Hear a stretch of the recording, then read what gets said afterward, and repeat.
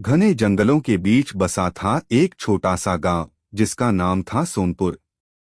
गांव में लोग शांति से रहते थे और मेहनत करके अपना जीवन चलाते थे।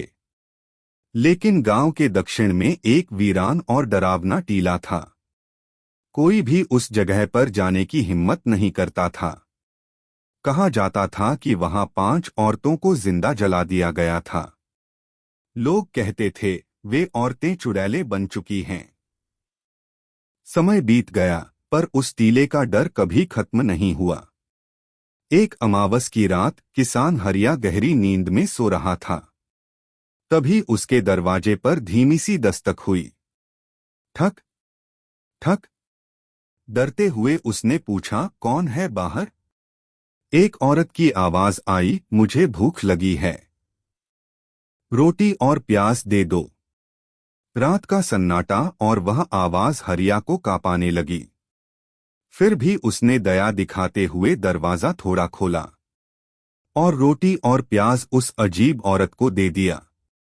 वो औरत एक डरावनी मुस्कान के साथ हंसने लगी। उसने अपने हाथों में प्याज को मसलना शुरू किया। उसी पल हरिया की छाती में तेज दर्द उठा।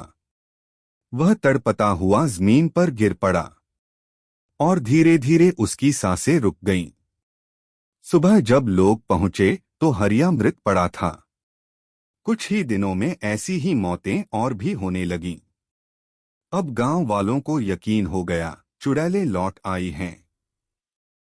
डर का माहौल पूरे गांव में फैल चुका था। कोई रात में घर से बाहर नहीं निकलता था।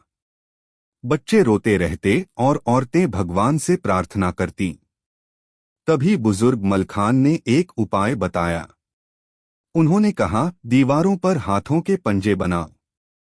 यही निशान चुड़ैलों की ताकत को रोकेंगे। डरे हुए लोगों ने हर घर पर पंजे बना दिए। अब पूरे गांव की दीवारों पर हाथों के निशान थे। अगली अमावस की रात बहुत भयानक थी। तेज हवा, काले बादल और अजीब आवाजें आने लगीं। 5 काली परछाइयां गांव में घुस आईं। वे घरों में घुसने की कोशिश करने लगीं, लेकिन पंजों के निशानों ने उन्हें रोक दिया। चुड़ैलें दर्द से चीखने लगीं। तभी वे गांव के बीचों बीच आकर खड़ी हो गईं।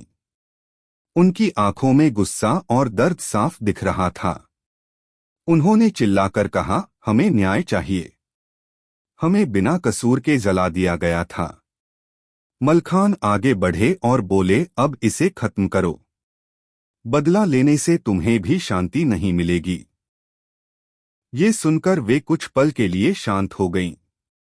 उनकी आंखों से काले आंसू गिरने लगे। धीरे धीरे उनका शरीर धुएं में बदलने लगा और 5 आत्माएं हवा में विलीन हो गईं। आंधी थम गई और सन्नाटा छा गया। सुबह गांव फिर से शांत और सुरक्षित था। दीवारों के निशान भी अब गायब हो चुके थे। लेकिन एक पत्थर पर लिखा था, अन्याय ही सबसे बड़ी चुड़ैल है। बाय बाय दोस्तों, अगर ये कहानी अच्छी लगे तो वीडियो लाइक करें और चैनल को सब्सक्राइब करें। धन्यवाद दोस्तों।